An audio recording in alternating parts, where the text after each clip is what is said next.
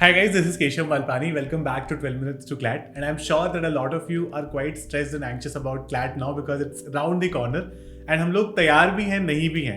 A lot of us are quite confident, but कहीं ना कहीं वो एक insecurity है कि एग्जाम अच्छा नहीं हुआ तो क्या होगा. कुछ लोग शायद थोड़े से गिल्ट में हैं कि अगर थोड़ा सा पहले स्टार्ट कर दिया होता, अपने मेंटर्स की, अपने पेरेंट्स की सुन ली होती, तो शायद एग्जाम के लिए और बेटर प्रिपेयर हो पाते. You want to hurt me? Go right ahead if it makes you feel any better.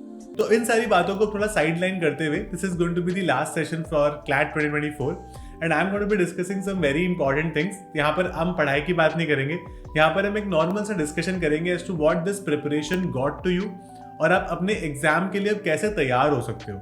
I understand that exam से 2-4 दिन पहले सबको एक नॉर्मल एंग्जाइटी होना, स्ट्रेस होना, बहुत खुद को डाउट करना, एक मॉक टेस्ट में कम आ जाना मार्क्स तो काफ़ी ज़्यादा परेशान हो जाना इस बात से, पूरा दिन खराब कर देना. तो ये बहुत नॉर्मल बातें हैं and this has happened with CLAT aspirants every year. आपको ये दिमाग में लेकर चलना पड़ेगा that when you go for the exam you should have that self belief now कि यार मैंने जो किया है बस मेरे को उतना अच्छे से आ जाए, उतना बस मैं एग्जाम में वो डाल पाऊँ परफॉर्मेंस.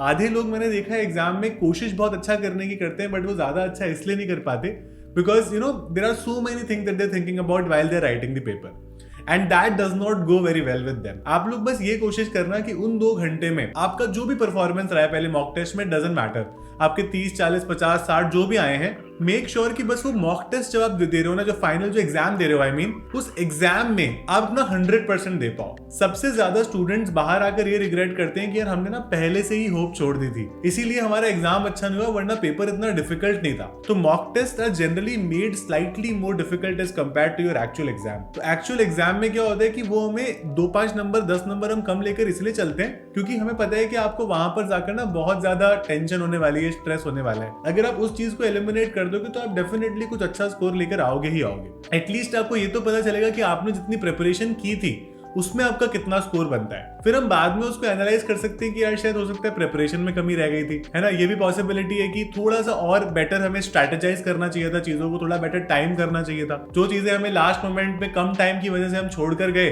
वो हमें नहीं छोड़नी चाहिए थी. तो ये जो टेंशन है ना एग्जाम से जो जस्ट पहले होती है, सबको होती है. मतलब दिस इज नॉट समथिंग जो आपको हो रही है. ओवर द ईयर जो क्लैट एस्पिरेंट ने एग्जाम अच्छे से क्लियर भी किया है वो भी इसी पॉइंट ऑफ टाइम पर इसी चीजों से स्ट्रगल कर रहे थे. तो this is very natural, very normal. All every CLAT aspirant is done well bad, और जो भी उन्होंने किया है they have been through this phase. तो इतना इनसिक्योर मत फील करो, इतना ज्यादा परेशान मत फील करो, बिकॉज अल्टीमेटली आपको वो एग्जाम लिखना है और उसको इतना ज्यादा स्टेक्स मत हाई करो उसके कि बस मेरी पूरी जिंदगी इसी एग्जाम पर डिपेंडेंट है.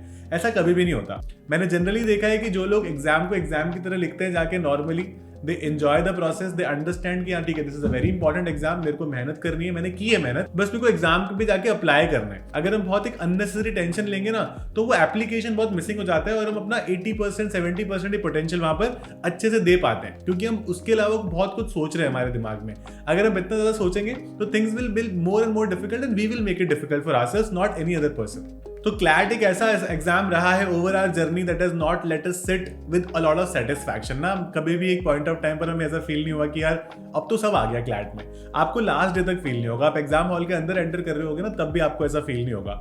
इसीलिए तो ये नेशनल लेवल एग्जाम है ना, ये हमारे स्कूल की तरह नहीं है. मैं कई बार ये बात बोलता हूँ कि जहाँ पर 2-4 किताबें पढ़ी और हो गया सिलेबस खत्म, ये वो नहीं है. यहाँ पर there is no fix syllabus, there is nothing like that. तो आपने जितनी मेहनत करी है ना बस ये कोशिश करना कि आपको वो चीजें याद रह जाए. वो चीजें तभी याद रहेगी जब आप एक फ्रेश माइंड के साथ अच्छे से एग्जाम में जाओगे, है ना. You have to think very straight, very basic कि भाई मेरे को जो मैंने किया था बस मेरे को वो आ जाए एग्जाम में, उसके अलावा it's fine, rest leave everything to God, है ना. वो सब आराम से ठीक हो जाएगा. आपको बस अपने हिसाब से अपनी जितनी मेहनत कर सकते हो उस 2 घंटे के दौरान वो करना. Keep fighting for those 2 hours. कभी भी ऐसा मत सोचना कि यार मेरा 1.5 घंटा हो गया, अभी जो इतने से क्वेश्चन हुए मेरे से पूरा ही नहीं होगा. Don't panic at any point in exam. एक प्रॉपर्ली शुरू से स्ट्रैटेजाइज करते हुए चलो, इतने समय में मेरे को इतने क्वेश्चंस करने या फिर एक सेक्शन इतने क्वेश्चन समय में करना है और उसको फिर थोड़ा सा फॉलो करने की भी कोशिश करो. ऐसा नहीं करना कि मैंने 30 मिनट दिए थे एक सेक्शन को, मैंने तो 40 मिनट लगा दिए, 50 मिनट लगा दिए, नहीं, है ना. इतना पैनिक नहीं करना, आराम से चीजों को लेना है. Be very very calm.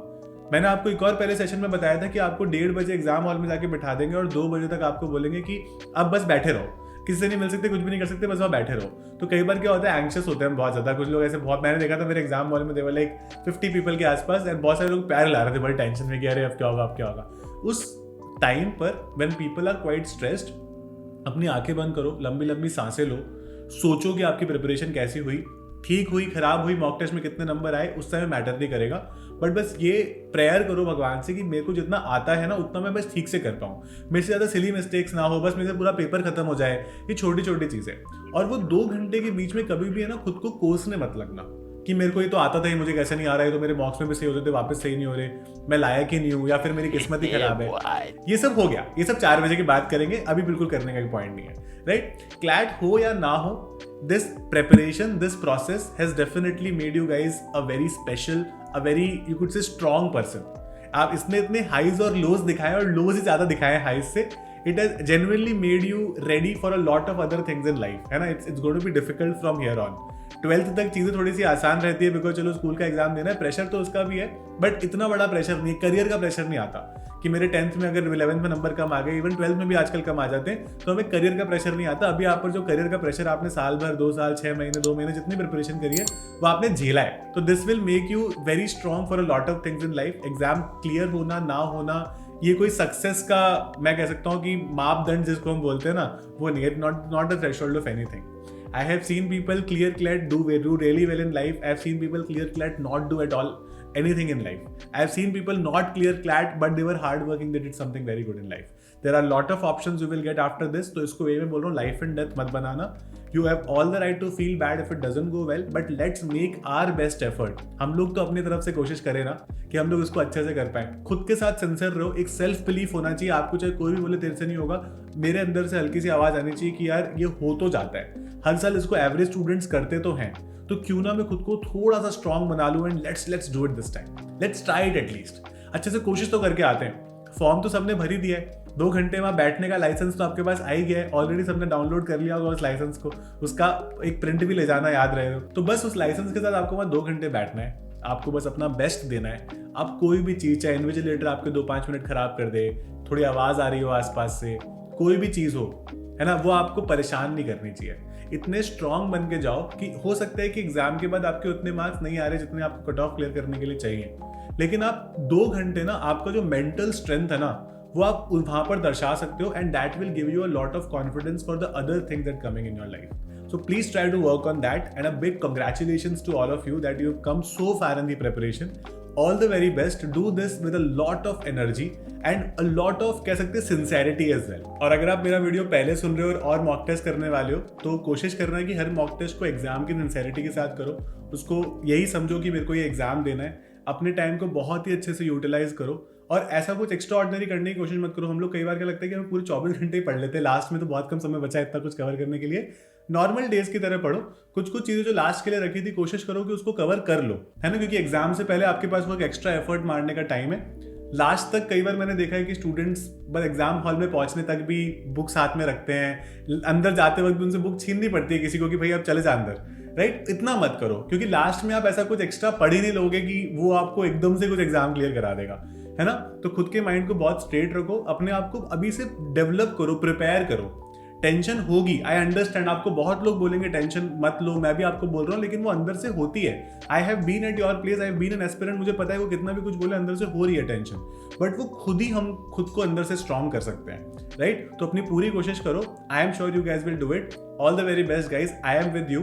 चाहे कुछ भी हो, आपका एग्जाम अच्छा होता है, खराब होता है, इट डजंट मैटर, है ना। Thank you so much for being a part of 12 minutes to CLAT, and I hope that you guys stay a part of us in a very big family that I've created because of your support. Thanks a lot, guys. Do your exam well. No more stress. No more getting upset about just one mock test ke marks. Go to the exam with a very fresh mind and nail it. All the best.